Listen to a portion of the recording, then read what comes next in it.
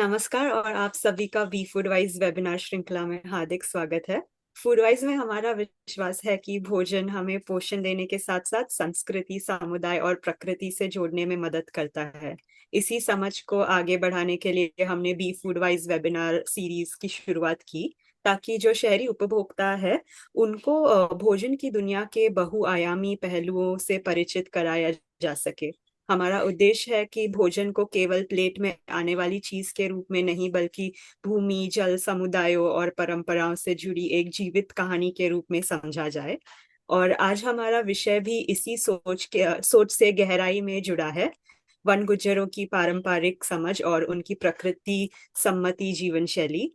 One Gujjar समुदाय पीढ़ियों से जंगलों के साथ संतुलन बनाकर जिम्मेदार चराई और जंगल से मिलने वाले संसाधनों के टिकाऊ उपयोग के माध्यम से न केवल अपनी आजीविका चलाते हैं, बल्कि जंगलों की सुरक्षा में भी महत्वपूर्ण भूमिका निभाते हैं।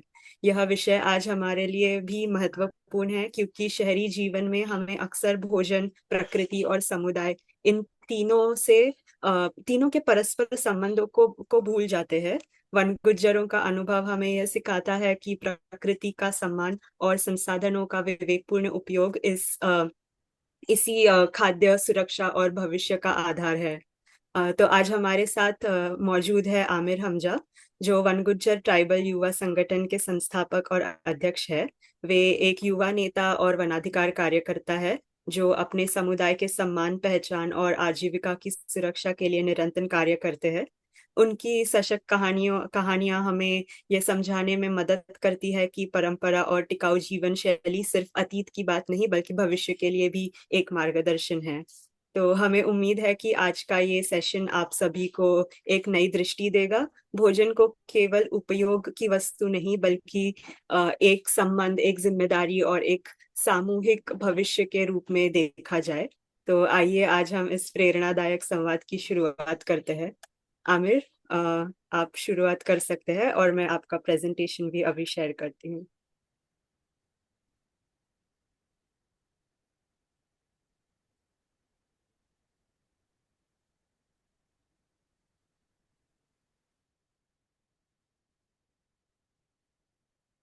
स्वागत है आमिर। सबसे पहले आप सबका धन्यवाद, थैंक यू, शुक्रिया कि आप लोगों ने एक ऐसा समय निकाला जो आज की सबसे बड़ी आवश्यकता है, पूरे शहरीकरण और ये सब चीज़ें जैसे आपने अपने परिचय में बताया। और दूसरा, मेरी कम्युनिटीज़ को प्रेजेंट करने के लिए, कम्युनिटीज़ की विशेषताओं को समझने के लिए, उसको देखने के लिए आप लोगों ने जो समय दिया, जो भी ऑडियंस है, सबका धन्यवाद, थैंक यू आप सबका। ये जो दृश्य आप देख रहे हैं, ये एक राजा जी टाइगर रिजर्व का एरिया है जो कॉर्जोन एरिया में है। और आप पीछे देख रहे हो पूरा हमारा हमारा और वाइल्ड लाइफ का दोनों का एक हैबिटेट्स एरिया है। और सामने आप एक बड़ा सा हट्स देख रहे हैं जो हमारा एक ट्रेडिशनली घर है। और ये दृश्य है जो वनगुजर्स कम्युनिटीज़ के लाइफ स्टाइल का। नेक्स्ट जो आप चित्र देख रहे हैं, ये चित्र है क्योंकि जो हमारी कम्युनिटीज़ मूव करती है अल्पाइन मेडोज़ में, तो 6 महीने के लिए हम लोग अल्पाइन मेडोज़ में जाते हैं। 6 महीने के लिए हम शिवालिक की निचली पहाड़ियों में, उत्तराखंड का जो एरियाज़ है वो 71% फॉरेस्ट एरिया है, जिसके अंदर हमारी पूरी डिपेंडेंसी है। और हम 6 मंथ के लिए मूव करते हैं एक एरिया से दूसरा एरियाज़। इस एरियाज़ का जो ये चित्र है, ये एरियाज़ है जो अल्पाइंस मेडोज़ है, जहाँ हमारे लोग जो है मार्च अप्रैल से लेकर सितंबर तक इस एरियाज़ में रहते हैं। और हमारी जो पूरी कम्युनिटी वो सेमी नोमैडिक्स कम्युनिटीज़ है, जो हमारा तराई से लेकर शिवालिक से लेकर अल्पाइन मेडो से लेकर और गंगा यमुना दोनों रिवर्स के साइड्स में इन सारी बायोडाइवर्सिटीज़ और जैव विविधताओं में हमारी उपस्थिति है। और इन्हीं सारी कॉमन और इस ग्रासलैंड और इस पूरे जो उगने वाले जो शरब्स है, उन सब का हमारा फॉडर्स है और यही हमारी ज़िंदगी है। नेक्स्ट। तो ये वाला भी एक दृश्य है जो पहले मैंने फूड में बैकग्राउंड रखा था। ये वाला एक है जो हमारी त्राई भाबर के अंदर लोग हैं, वो था राजा जी टाइगर रिजर्व। और ये था एक विडंबना भी है कि जहां हमारी जंगल के अंदर हमारी आबादी की खूबसूरती जंगलों के बीच इको कंजर्वेशन का काम करती है, वही इलाका कुछ दिन के बाद फॉरेस्ट डिपार्टमेंट और स्टेट के द्वारा प्रोटेक्टेड एरिया घोषित हो जाता है। तो ये बड़ी दिक्कतें हैं कि मतलब उसको सुदृढ़ और उसको संरक्षित करने का हमारे समाज का काम है, और उसको प्रोटेक्टेड करने का गवर्नमेंट का काम हो जाता है। तो ऐसे ही ये वाला एरिया भी एक टाइम तक पर इसको भी अब जो है टूरिस्ट जोन बना के इसको भी स्टेट के द्वारा जो है अब सब टूरिस्ट और प्रोटेक्टेड एरियाज वगैरह में बनाया जा रहा है। ये भी एक बहुत खूबसूरत इलाका है। ये नैनीताल के अंदर पाया जाता है, उधम सिंह नगर के अंदर पाया जाता है, जो एक पहले रिजर्व फॉरेस्ट था, अब इसको प्रोटेक्टेड एरियाज बना दिया था। और ये आप सामने देख रहे हो, ये हमारी गोजरी भैंस जंगल से मतलब ग्रास लैंड से ग्रेज करके वापस अपने घरों की ओर जा रही है। नेक्स्ट।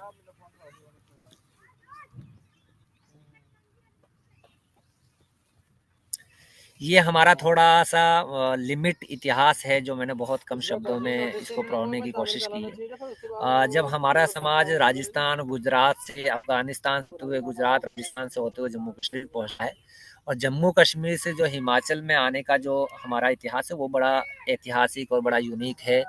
काफ़ी किताबों में, ब्रिटिशर टाइम की किताबों में, रिकॉर्डों में ये पाया गया है कि वनगुजर जो है हिमाचल से, जम्मू कश्मीर से हिमाचल जब आया था, तो इन दोनों जगहों के जो राजा हुआ करते थे, इनके बीच में इनके इनके बच्चों की शादी हुई। तो जब जम्मू कश्मीर के राजा की बेटी जो है यहाँ सिरमौर डिस्ट्रिक्ट हिमाचल में जब ब्याही, तो उन्होंने अपने ससुराल में आके स्पेशल डिमांड की कि मैं चाहती हूँ कि मेरे अपने बाप को बोला कि मुझे अपने दहेज के रूप में गुजर समाज को दिया जाए, ताकि मेरी रियासत में स्पेशल और बहुत ही गुणवत्ता वाला दूध की आपूर्ति हो सके।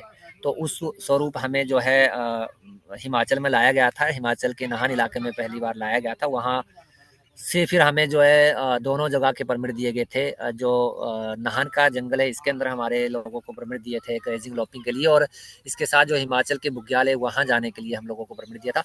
उसके बाद हमारा जो है तत्कालीन उत्तर प्रदेश और उत्तराखंड में हमारा जो है आवागमन स्टार्ट हुआ था, दो चीज़ों को लेकर। एक था कि यहाँ टूरिस्ट, यहाँ रिलीजियस प्लेस बहुत हुआ करते थे, और दूसरा था कि यहाँ के बुग्याल और यहाँ की दोनों जगहों की जो जंगल थे वो हमारी गोजरी भैंस के लिए बहुत इंपॉर्टेंट था। वनगुजर समाज का ज़्यादातर ऐतिहासिक रूप में देखा जाए तो वो धार्मिक स्थानों के आसपास में पाया जाता है ज़्यादातर, क्योंकि इसका ज़्यादा रिश्ता है कि जो धार्मिक स्थानों में जो हमारे टेम्पल बने हुए, वहाँ तक गुज्जर जो है अपने घोड़े के साथ जो रिलीजियस टूरिस्ट है उसको पहुंचाने का काम करता है। साथ ही अपना जो दूध होता है वो इन जगहों में ज़्यादातर बिकता है।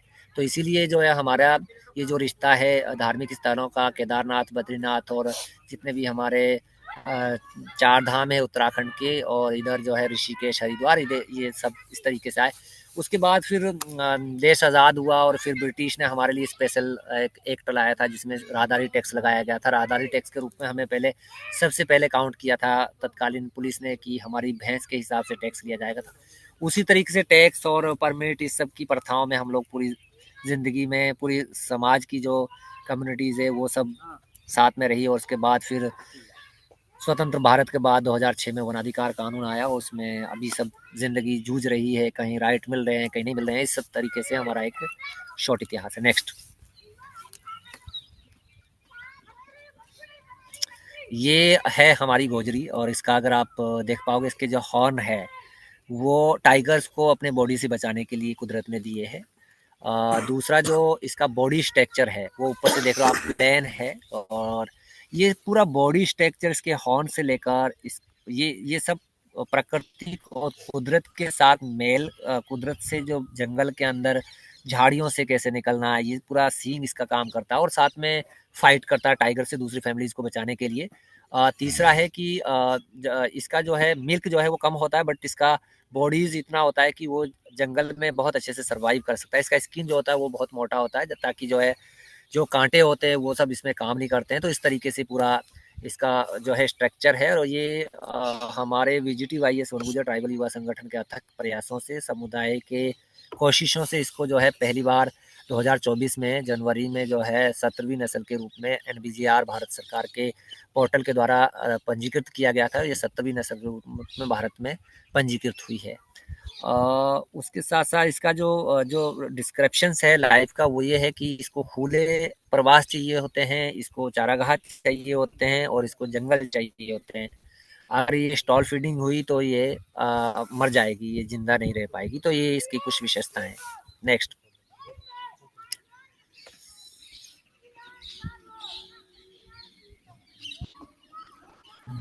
ये दो की प्रवास है। अगर आप देखते हैं जो फ्रंट है, जो जिसका मुंह आप देख रहे हैं, ये है में ऊपर उड़ने जा रहे हैं, जो 6 महीने के लिए जाते हैं।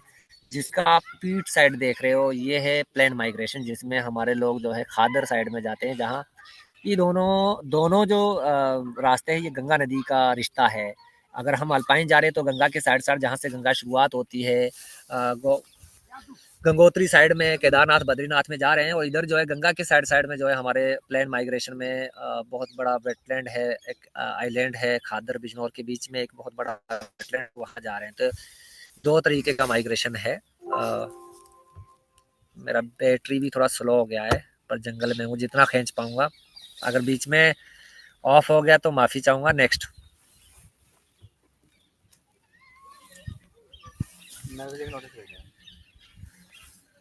हाँ, ये है हमारे पड़ाव, जहाँ हम लोग एक ज़माने में अपने कुछ टाइम के लिए रुकते थे, 1 दिन 2 दिन के लिए रुकना और फिर निकलना। और ये पड़ाव भी हम हमारे जो है अतिक्रमण के रूप में आ गए। वहाँ रोडें बन गई है, वहाँ जो है पुल बन गए हैं, लेकिन ये हमारा पूरा डेरा है, जो पूरी एक सिंपल लाइफ है। इसमें आप देख रहे होंगे बच्चों से लेके बुजुर्गों तक के खाने के सामान भी, और बोरी बिस्तरा सारी चीज़ें जो हमारे सोने का है, सब कुछ इसके अंदर है।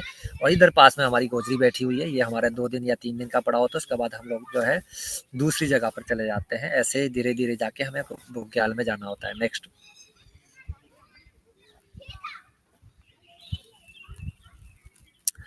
ये आप देख रहे होगा कि सेंटर हमने ऋषिकेश रखा है, और सेंटर से हम लोग अगर मैदानी प्रवास में जाते हैं तो हमारा 100 किलोमीटर जाते हैं। वहाँ जाके एक वेटलैंड में अपना 5 से 6 महीने के लिए उधर गुजर बसर करते हैं, और इसी तरीके का ये प्लान माइग्रेशन का है। नेक्स्ट।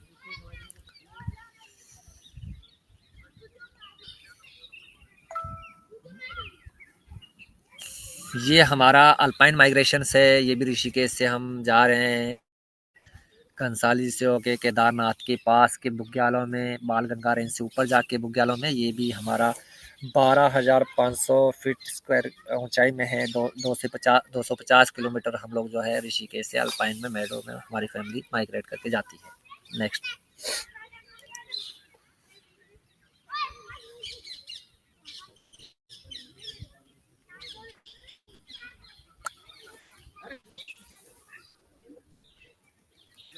ये कुछ एरिया है जहाँ से लोगों को रिलोकेट कर दिया था, जंगल से लोगों को बाहर कर दिया गया था। उसका दो दृश्य है कि जब डेरा होता था तो कैसा ग्रीनरी होती थी, जो रेड कलर में राउंड किया हुआ है, और जब यहाँ से लोगों को हटा दिया गया तो आप देख रहे हो कि वो पूरा जो है एक बंजर बन गया है।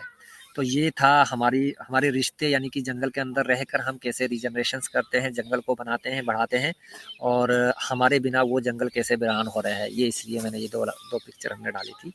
नेक्स्ट।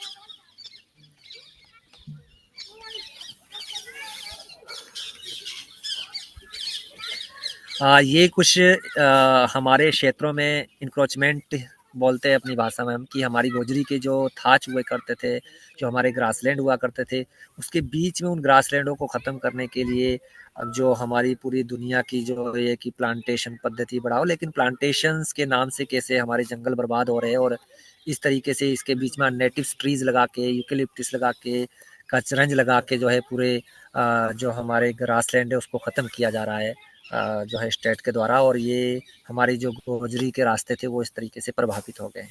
नेक्स्ट।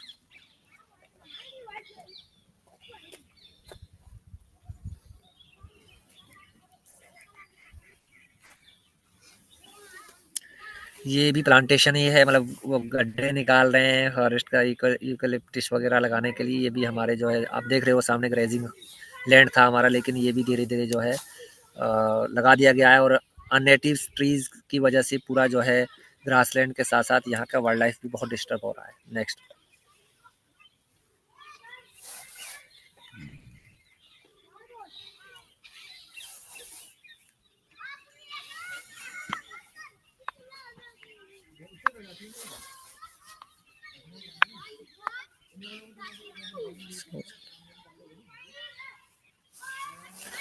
ये हमारे जो है कुछ चैलेंज है हमारी गोजरी के द्वारा कि ये जो है इंसानों के द्वारा आपदाएं हैं जो इंसानों द्वारा संचालित की जा रही है। जंगल के अंदर जो है वाइल्ड बोर वगैरह को मारने के लिए बहुत सारे गांव के लोग जो है पॉइजन रख देते हैं और उस पॉइजन में जो है आटा वगैरह लगा के रखते हैं, जिसमें हमारी गोजी भैंस ग्रेजिंग करते करते चाव के साथ उसको खाने के इस्तेमाल, तो ये जो है पूरा फट जाता है और पूरे उसमें जो है नुकसान हो जाता है।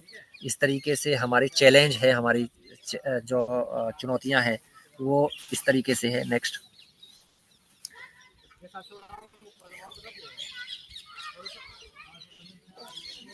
जी, और ये है हमारा जो है प्राकृतिक चैलेंज, प्राकृतिक आपदा की वजह से माउंटेन्स एरिया में हमारी गोजरी भैंस जो है कई बार जो है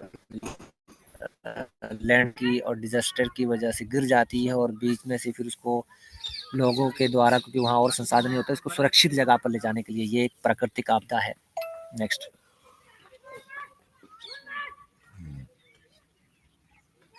ये हमारे प्रवास के दौरान जब हम लोग जंगलों, क्योंकि पहले थोड़े जंगलों के बीच में से रास्ता हुआ करते थे माइग्रेशंस के लिए, लेकिन अभी क्या है कि सब बंद होने की वजह से रोड से निकलना होता है और आए दिन रात को जो है इस तरीके से अज्ञात वाहनों के द्वारा जो है टक्कर मार के जो है लगातार जो है भैंसों को मार दिया जाता है। तो ये बहुत बड़ी स्कीम में हमें ना तो कोई इंश्योरेंस मिलता है, ना ही गवर्नमेंट के द्वारा कोई इसका जो है कंपनसेशन वगैरह मिलता है।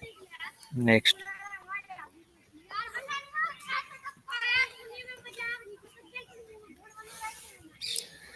ये है हमारी गोजरी भैंस के द्वारा बनाई गई जंगल के अंदर फॉरेस्ट फायर लाइन।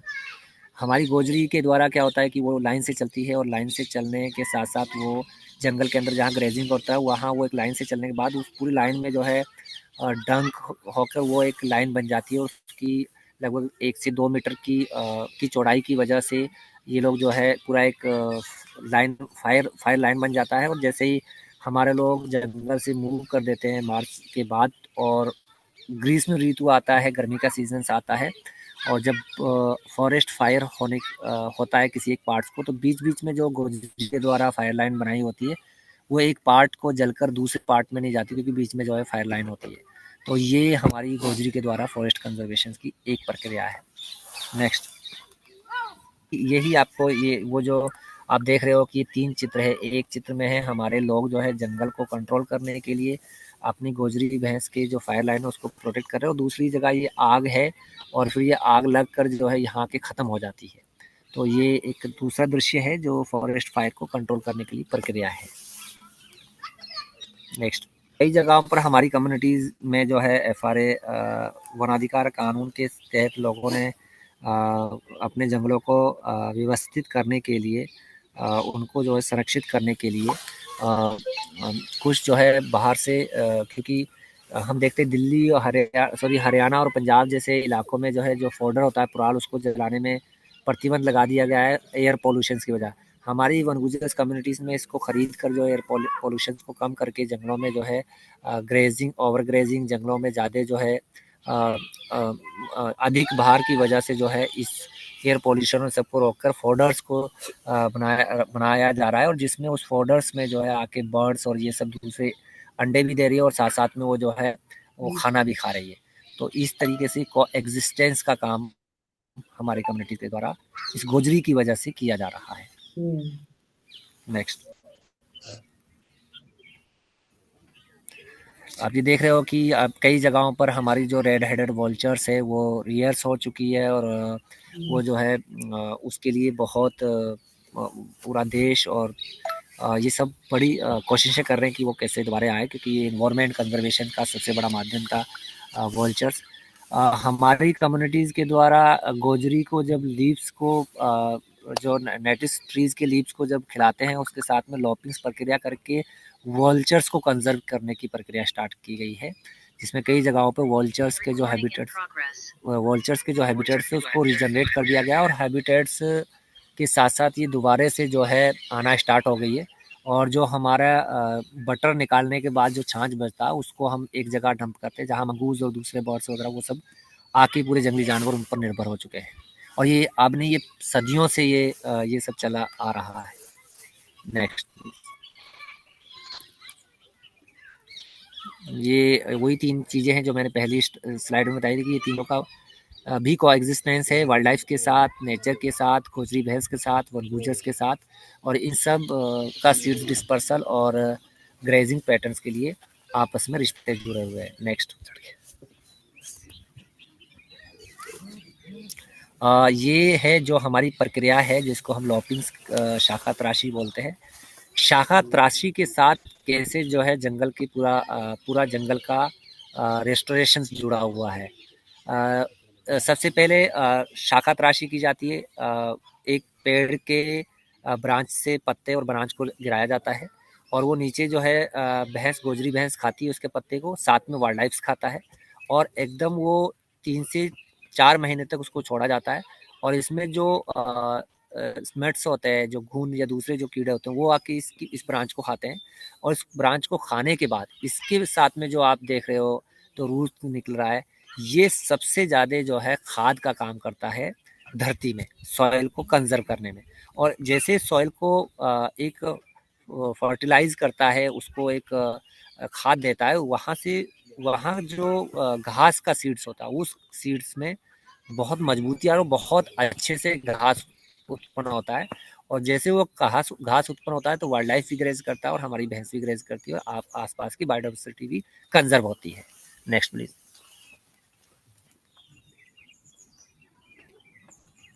ये जो पहले भी स्लाइड में बताया था कि एक जगह पर वो है बसोटी है, टोटोला जो है, और दूसरी जगह पर कैमरा है। कैमरा को खत्म करने के लिए सरकार और बहुत सारी संस्थाएं काम कर रही है, लेकिन ये हमारे लिए बहुत बड़ी चुनौती बन चुकी है क्योंकि ये हमारे ये प्राकृतिक जो पौधे हैं उनको खत्म करता है। तो साथ में जो बसोटी के जो है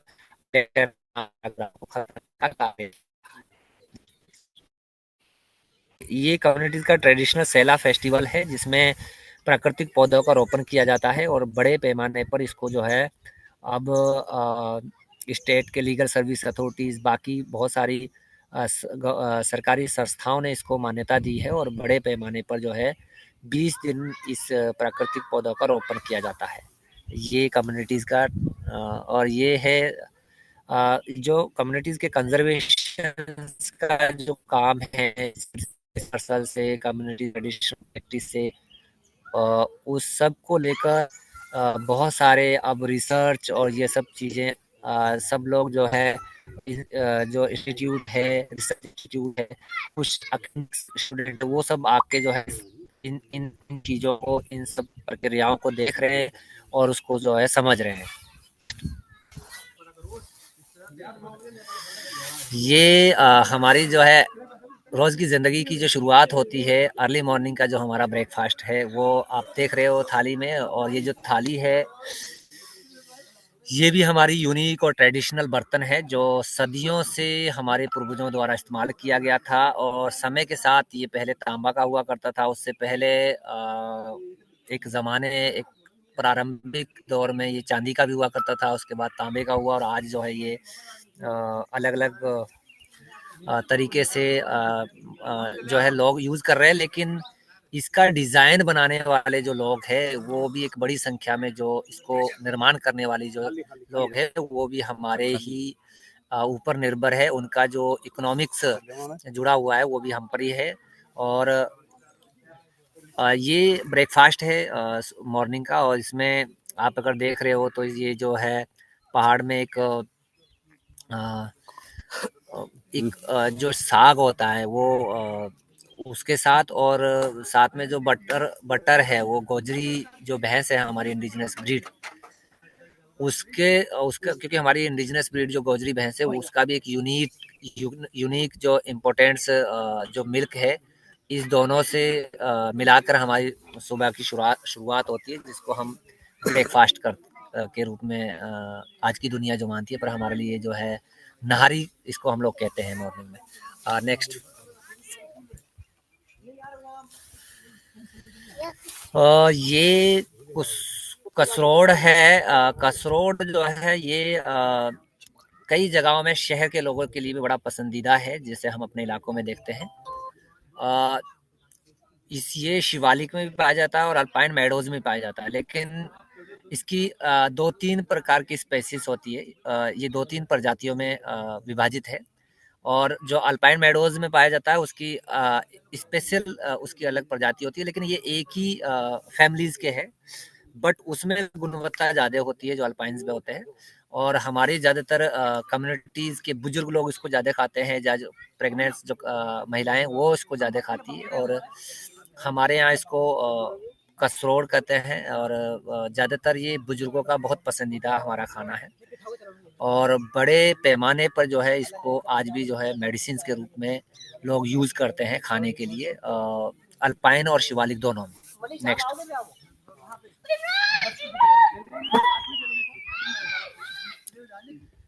ये आप जो देख रहे हैं ये भी एक हर्ब है जो दिखता तो ये थोड़ा जो है कसरोड़ की तरह है, लेकिन ये पूरा अलग स्पीसीज है और ये बुग्याल में पाया जाता है। और इसको मिंजल हमारी लैंग्वेज में इसको मिंजल कहते हैं। और इसको भैंस भी थोड़ा ग्रेजिंग्स करती है, और उस ग्रेजिंग से जो उसकी बफेलोज और बटर्स में जो गुणवत्ता मिलती है और जो मेडिसिन वैल्यूज आती है वो बहुत ही इम्पोर्टेंट्स होती है, जो हमारी पूरे बॉडीज में जो है हमारे और भैंस की बॉडीज में ये विटामिन्स की जो कमी है उसकी पूर्ति करता है। और ये बहुत ही इम्पोर्टेंट्स है भैंस के लिए भी और हमारे खुद के समुदाय के इस्तेमाल के लिए। नेक्स्ट। इसको ये नीलो करके हमारी कम्युनिटीज़ में इसको बोलते हैं, और ये भी अल्पाइन में ही पाया जाता है। और ये जो है बहुत ही मीठा भी होता है और मतलब खट्टा टाइप का भी होता है, लेकिन ज़्यादातर यूजली हमारे बच्चे इसको बड़े चाव के साथ खाते हैं। और हमारे बच्चों ने भी इसको जहाँ बुग्याल में ये एरिया में मिलता है वहाँ पूरा बच्चों ने डाइवर्ट करके रखा होता है कि ये एरियाज में हम जो है इस महीने इसको खाएंगे। इस तरीके से पूरे बच्चों की जो व्यवस्था है वो इस नीलो जो फ्रूट्स है इसके ऊपर बड़ी निर्भरता के साथ है। और बड़ा इसका एक बच्चों की हिस्ट्री के साथ, बच्चों के व्यवहार के साथ इसका बहुत अच्छा पैमाना जुड़ा हुआ है। और ये बर्ड्स का भी बहुत इम्पोर्टेंट सीड्स है। नेक्स्ट।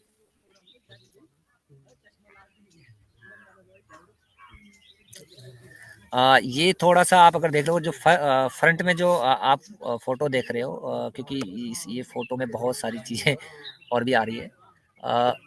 ये जो आप देख रहे हो क्योंकि फ्रंट वाला जो फोटो, हाँ ये है तिल्दा, और ये भी अल्पाइन में ही पाया जाता है। और इसको भैंस जो है वो भी इसको खाती है। और इसकी जो एक तो सबसे बड़ी इम्पोर्टेंट चीज़ ये है कि ये हमारे जो थाच होता है, जो बुग्याल होता है, जो अल्पाइन है, उसका इकोसिस्टम को इंक्रीज करने में इनकी बड़ी इस तेल्दा की बड़ी भूमिका है। और ये हमारे जो है जो इसका भैंस जो इसको खाती है उसका इसका भैंस का खाने का भी थोड़ा अलग तरीका है, क्योंकि इसके जो पुराने लीव्स है उसको ही भैंस खाती है, जो नए लीव्स निकलते हैं उसको नहीं खाते हैं। तो मतलब वो इकोसिस्टम के साथ साथ जो गोजरी ब्रीड की भैंस है वो इसके किस पार्ट्स को खाना है और कहाँ से ये रीजनरेट करता है और बुग्याल को, ये सब का एक इकोलॉजिकल रिश्ता बना हुआ है। और इसके जो सीड्स आते हैं उसको हमारे लोग बहुत खाते हैं बड़े चाव के साथ, और ये बहुत ही एक इम्पोर्टेंट पार्ट है हमारी पूरी कम्युनिटीज का। Please next.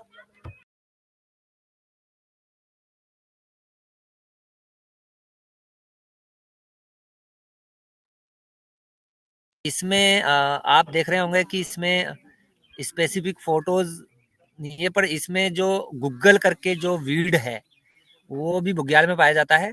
लेकिन ये अगर मैं दिखा पाऊँ आपको, ये वाला जो लीव्स है ये गूगल का है, अगर आप देख पा रहे हो।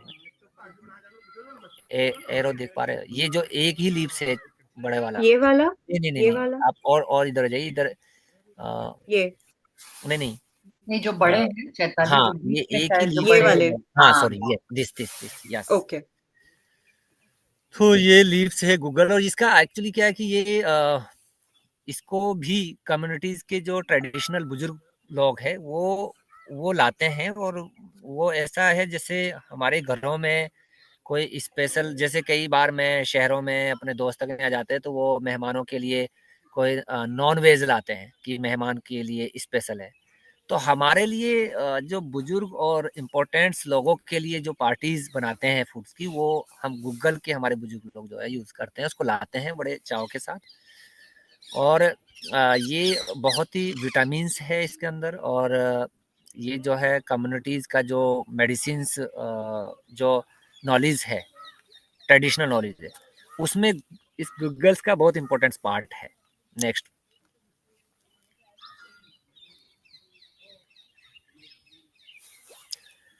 ये इसको हमारी कम्युनिटीज़ में क्रीड बोलते हैं, और क्रीड का मेन यही उद्देश्य है कि जैसे शहर के लोग और हाँ गांव के लोगों के द्वारा जो है अपने ब्लड्स के लिए या फिर इसके लिए जो है अनार का यूज़ करते हैं, तो हमारे लिए जो है जो अनार की पूर्ति है वो हम क्रीड के रूप में पूरी करते हैं। और ये भी ये शिवालिक में भी काफ़ी जगहों में पाया जाता है, और ये भी सेम जो है ब्लड्स को ही की बॉडी में पूर्ति करता है। और इसको ज़्यादातर वही प्रेग्नेंट महिलाएं और जो बुजुर्ग व्यक्ति है वो ज़्यादातर इसको यूज़ करते हैं, और इसमें जूस ज़्यादा निकलता है, पर अनार की तरह वो उस तरीके से अलग अलग पार्ट्स नहीं होते इसमें, बट जो लिक्विड निकलता है वो स्पेशल रेड ही होता है। नेक्स्ट।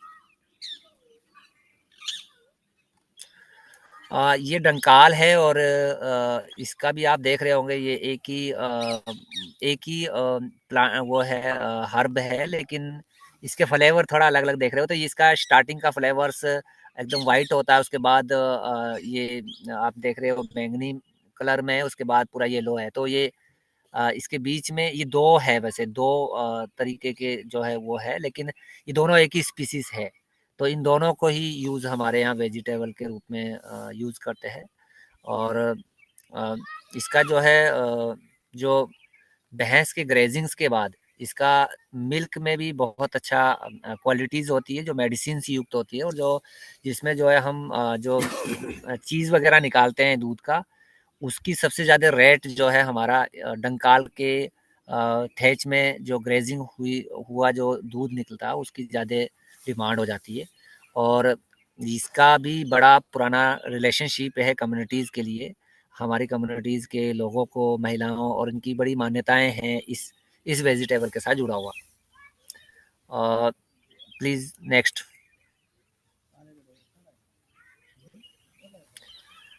ये शिवालिक में भी है, और मोस्टली कि इंडिया के कई इलाकों में ये श्रब पाया जाता है। इसको साइंटिफिक नाम है टोडा टोला करके, और कम्युनिटी इसको बसोटी बोलती है। और ये एक्चुअली इसका कम्युनिटीज़ के द्वारा अभी कुछ सालों से एक बड़ा इम्पोर्टेंट प्रयोग किया गया है, जिसमें जो है जो पूरे इकोसिस्टम, इंडिया के पूरे इकोसिस्टम के लिए सबसे बड़ी प्रॉब्लम बन चुका है कैमरा ग्रास लेंटना। उसको ख़त्म करने के लिए कम्युनिटीज़ के ट्रेडिशनल नॉलेज में कई जगहों पर इसका प्लांटेशन किया है, इसके सीड्स को लगाया, और वहाँ से धीरे धीरे जो है लेंटेना ख़त्म हो गया है। और ये बड़ा फेवरेट होता है कम्युनिटीज़ की गॉड्स के लिए, और लोग जो है इसको खांसी में प्रयोग करते हैं।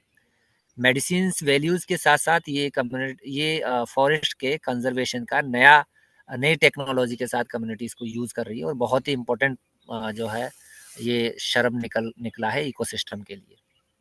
नेक्स्ट। ये क्लेम्बर है, और इसको कम्युनिटी ख्याड़ी बोलती है, और ख्याड़ी का भी बड़ा रिलेशंस है कम्युनिटीज़ के लिए, और इसका भी अलग अलग वो है, क्योंकि जब ये स्नैक का भी बड़ा फेवरेट है, और ज़्यादातर स्नैक और बर्ड्स इसको यूज़ करते हैं, लेकिन इसका भी 3 तरीके का स्टेज होता है। फर्स्ट स्टेज होता है वो जो इसके सीड्स का फर्स्ट स्टेज होता है वो एकदम वाइट टाइप का होता है, बट वो खाने में उसका स्वाद थोड़ा-सा ख ख मतलब आधा खट्टा और मीठा टाइप का होता है, जैसे अंजीर का होता है। और उसके बाद जब इसका सीड्स को 20 से 25 दिन के बाद ग्रोथ करता है, तो इसका जो स्वाद होता है वो एकदम सॉल्टी और एकदम खट्टे टाइप का। और जब आफ्टर 3 डे के बाद जो है इसका जो सीड्स है वो एकदम ब्लैक और एकदम ब्लड की टाइप से उसका लिक्विड निकलता है और बहुत ही स्वीट्स होता है।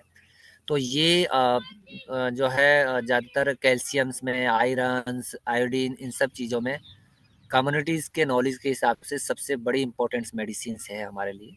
और ये भी बड़ा महत्वपूर्ण है और ये बड़ा फेवरेट्स है ईटिंग्स के लिए, गॉड्स वगैरह के लिए। नेक्स्ट।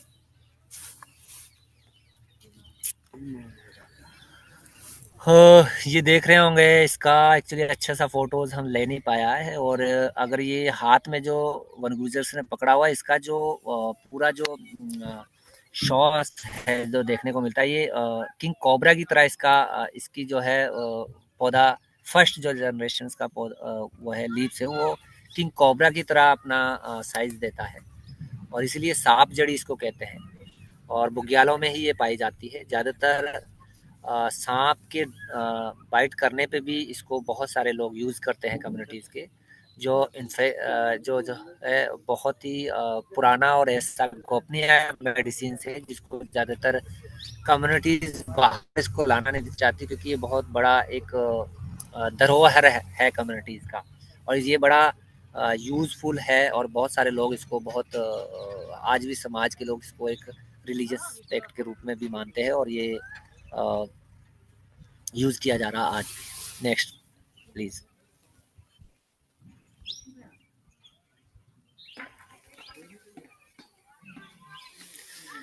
ये जो शरब है, ये आप देख पा रहे हो जो हाथ में पकड़ा हुआ है, और इसको जो है बुड्ढो अल्लो बोलते हैं।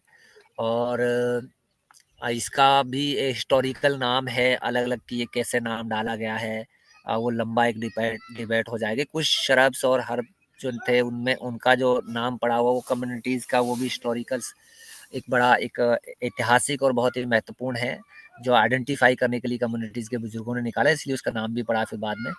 हाँ, तो ये जो है ये ज़्यादातर जो है सीज़नली पाया जाता है और इसको जो है साग के रूप में यूज़ करते हैं, वही बटर के साथ लोग इसको यूज़ करते हैं। और ये इम्पोर्टेंस है बायोडाइवर्सिटी डेवलपमेंट और रीजनली बहुत बड़ा इसका महत्वपूर्ण उपयोग है बुग्यालों के रीजनरेशंस और कंजर्वेशंस में। और ये भी इम्पोर्टेंस है, ग्रेजिंग होना इसके लिए बहुत ज़रूरी होता है। तो ये भी रीजनरेट होता है ग्रेजिंग के साथ। और ये भी कम्युनिटीज़ के लिए एक बहुत इम्पोर्टेंट फूड है। Please next. इसको सारे लोग यूज़ करते हैं पूरे इंडिया में। ये एक बहुत इम्पोर्टेंट मेडिसिन है नीम, लेकिन हमारी कम्युनिटीज़ में इसका जो है थोड़ा रिलीजन्स के साथ जुड़ा हुआ रिश्ते हैं बहुत सारे। और इसको आज भी बड़े पैमाने पर मान्यताओं के साथ साथ यूज़ करते हैं। और मोस्टली ज़्यादातर बच्चों को जो है रेनी सीजन्स में इसके वाटर्स को पिलाते हैं, क्योंकि जंगल में अलग अलग क्षेत्रों में रहने और इस जो वाटर है उसका अलग अलग इलाकों के पानी का इस्तेमाल करने से बच्चों के पेट में जो संक्रमण और कीड़े जैसी जो वो होती है उसके इसको यूजली हर सीजन बच्चों को जो है हर डेरे में पिलाया जाता है। और ये जो है ये भी हमारी पूरी जीवन के लिए बहुत इम्पोर्टेंट मेडिसिन है। नेक्स्ट।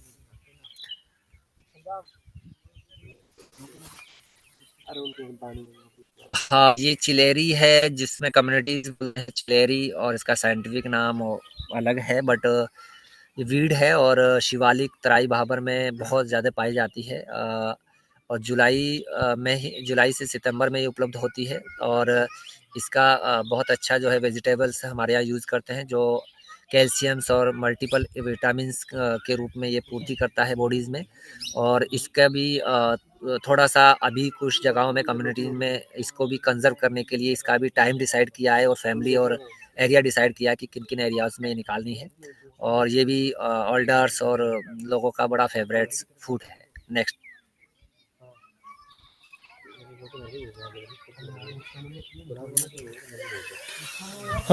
ये है हमारा सीर ग्रास, जो 3-4 चीज़ों के लिए बहुत ही इम्पोर्टेंट है। पहला है कि हमारा फेवरेट ग्रेजिंग है हमारी गोजरी भैंस का, और दूसरा है हमारे जो छत होते हैं डेरों के, उसको बनाने के लिए, इसकी शाइनिंग करने के लिए इसको जो है सीर को यूज़ किया जाता है। और आज भी ये घरों ये छत भी है हमारे लिए, और ये हमारा रोजगार सस्टेनेबिलिटी में भी इसका सबसे बड़ा उपयोग है, क्योंकि हमारी ग्रेजिंग पार्ट्स भी है। और सीर का भी यही है कि सीर को भी बहुत ज़रूरी होता है ग्रेजिंग। अगर ये ग्रेजिंग ना हुआ तो ये फॉरेस्ट फायर जैसी आपदाओं को भी जन्म देता है। बट इसकी सस्टेनेबिलिटीज़ के लिए जो है ग्रेजिंग, और इसको ग्रेजिंग और साथ में कई एरिया में जहाँ झाड़ और ऐसी चीज़ें जो छोटे अलग अलग प्लैनेट्स उसके बीच में से जो निकला हुआ सीड है, उसको हम काट के जो है अपने रूफ में यूज़ करते हैं। नेक्स्ट।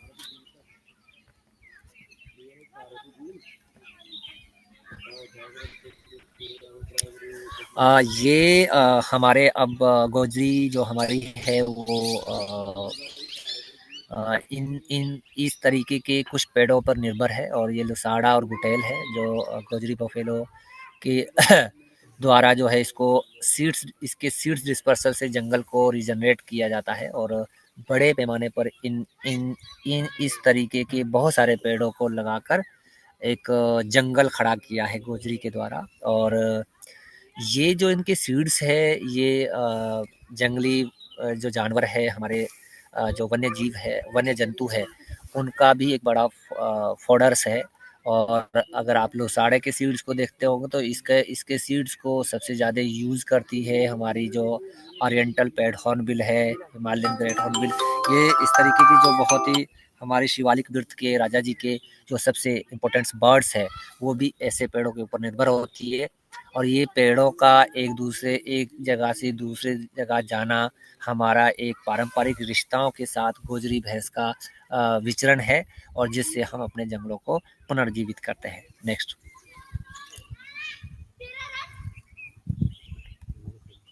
ये है जो हमारे यंग यूथ है जो पेस्टोलिस्ट है, और पूरे भारत में हम देखते हैं तो पेस्टोलिस्ट कम्युनिटीज़ के नई जनरेशन जो है इस ट्रेडिशनल ऑक्यूपेशन को छोड़ रही है, लेकिन आज भी वनगुजर कम्युनिटीज़ के बीच में यंग यूथ जो है पेस्टोलिस्ट का काम कर रहे हैं। नेक्स्ट।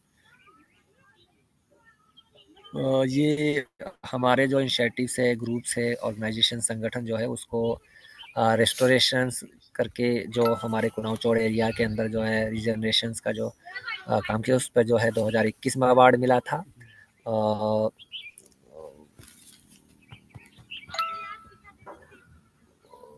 2023 में भी हम लोगों को अवार्ड मिला है झिलमिल झील कंजर्वेशन को लेकर।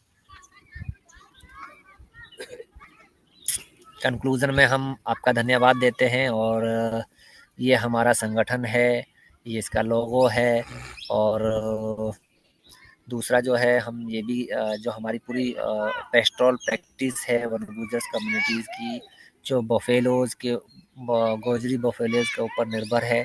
और ये पूरा जो जीवन है एक्चुअली समय और सब की वजह से मैंने अपना प्रेजेंटेशन बहुत शॉर्ट रखा है, लेकिन मैंने बड़ी इम्पोर्टेंट चीज़ों को ही सामने लाया है कि जो एक सदियों पुराने टाइम से हमारी जो है फूड, हमारी ज़िंदगी के खानों में के वो पुराने जो है सब्जियां, वो पुराने साग, वो पुरानी चीज़ें शामिल है, और जिसकी वजह वनभोजन समुदाय जो आज की दुनिया की चार चौखट वाली जो चीज़ें हैं, जो आज हम फास्ट फूड जैसी दुनिया में आ गए हैं, उनसे कोसों दूर है।